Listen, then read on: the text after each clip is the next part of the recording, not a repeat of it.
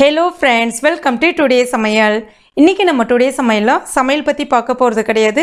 அதற்கு பதிலா ஒரு அருமையான கார்டனிங் டிப்ஸ் தான் பார்க்க போறோம். அதாவது செடிகளுக்கு நல்ல ஒரு நுண்ணுயிர் சத்தை அதிகரிக்கக்கூடிய ஒரு இன்ஸ்டன்ட் டானிக் எப்படி ரெடி பண்ணலாம்னு தான் பார்க்க போறோம். இது என்னுடைய ரெண்டு செடிகளுக்கு மட்டும் நான் ஒரு 1 வீக் ட்ரை பண்ணேன். 1 வீக்லயே பூக்கள் நல்ல கொத்தா நல்ல பெருசா பூக்க ஆரம்பிச்சது. என்கிட்ட நிறைய பேர் கேட்குற ஒரு விஷயம் என்னன்னு பார்த்தீங்கன்னா, எங்கள் செடிகளில் அதாவது செடி நல்லா ஹைட்டாக வளருது ஆனால் பூக்கள் பூக்கவே மாட்டேங்குது அப்படின்ற மாதிரி கேட்குறீங்க. அவங்க எல்லாருமே இந்த டிப்ஸை ட்ரை பண்ணலாம். ரொம்ப ஒரு அருமையான ரிசல்ட் கொடுக்குது. இப்போ இந்த டிப்ஸ் எப்படி செய்யுதுன்னு பார்க்கலாம். முதல்ல ஒரு பக்கெட் ஒன்று எடுத்துக்கங்க, இல்லைன்னா ஒரு அகலமான பாத்திரம் ஒன்று எடுத்துங்க. இதில் ஒரு 3லிருந்து 4 லிட்டர் அளவுக்கு தண்ணி எடுத்திருக்கேன். இப்போ இதில் ஒரு 50 mlலேருந்து ஒரு 70 ml அளவுக்கு தோசை மாவு, அதாவது நல்ல புளிச்ச தோசை மாவு எடுத்திருக்கேன். இது சரியாக பார்த்தீங்கன்னா மாவு அரைச்சி ஒரு 2 நாள் ஆயிருக்கு. நீங்கள் வீட்டிலே ஒரு இடத்துல கார்னரில் கூட இது நீங்கள் மாவு வச்சிடலாம். நல்லா புளிக்க வச்சுட்டு ஃப்ரிட்ஜில் வைக்காமல் ஒரு 3 நாள் 4 நாள் கூட அந்த மாவை நல்லா புளிக்க வச்சுட்டு இந்த மாதிரி பயன்படுத்துங்க. எந்த அளவுக்கு நல்ல மாவு புளிக்க வச்சுட்டு இந்த மாதிரி நீங்கள் கலக்குறீங்களோ அந்த அளவுக்கு அதில் நுண்ணுயிர் சத்துக்கள் அதிகமாக பெருகும். இந்த தண்ணியை நீங்கள் செடிகளுக்கு பயன்படுத்தும் போது பார்த்தீங்கன்னா செடிகளில் அதிகமான பூக்கள் பூக்கும். இந்த இடத்துல ஒரு சந்தேகம் வரலாம், தோசை மாவு அப்போ நேரடியாக ஊற்றினா நிறைய நுண்ணுயிர் சத்து வரும், நிறைய பூக்கள் பூக்கும் அப்படின்ற சந்தேகம் வரலாம். தயவு செய்து அந்த மாதிரி தப்பை பண்ணிடாதீங்க.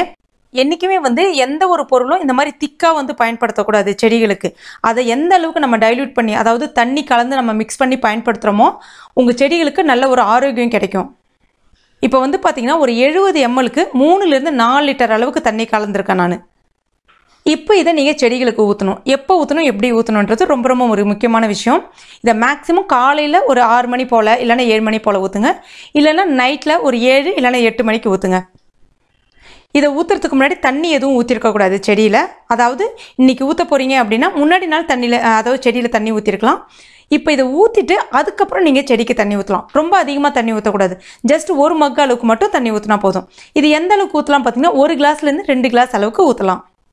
எத்தனை நாளைக்கு ஊற்றலாம் பார்த்தீங்கன்னா 2 நாளைக்கு ஒரு ட்ரிப் அப்படின்னு சொல்லிட்டு வாரத்தில் ஒரு 3 முறை தாராளமாக ஊற்றலாம்.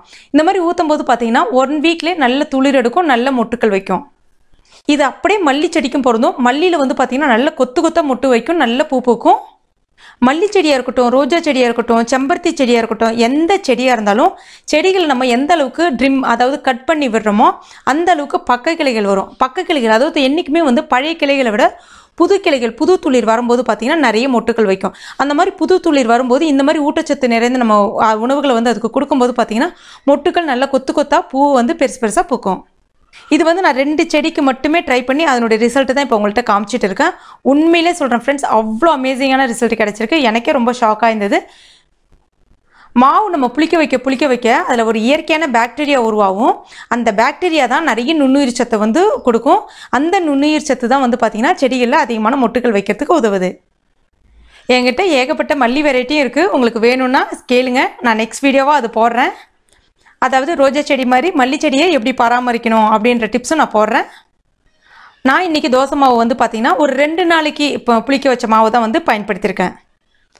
நீங்களும் இந்த டிப்ஸை உங்கள் வீட்டில் ட்ரை பண்ணி பாருங்கள். ட்ரை பண்ணிவிட்டு மறக்காமல் எனக்கு கமெண்ட் பண்ணுங்கள். இந்த வீடியோ உங்களுக்கு பிடிச்சிருக்கும் நம்புறேன். பிடிச்சிருந்துச்சுன்னா லைக் பண்ணுங்கள், உங்கள் நண்பர்கள் மற்றும் ஃபேமிலி மெம்பர்ஸ் கூட ஷேர் பண்ணுங்கள்.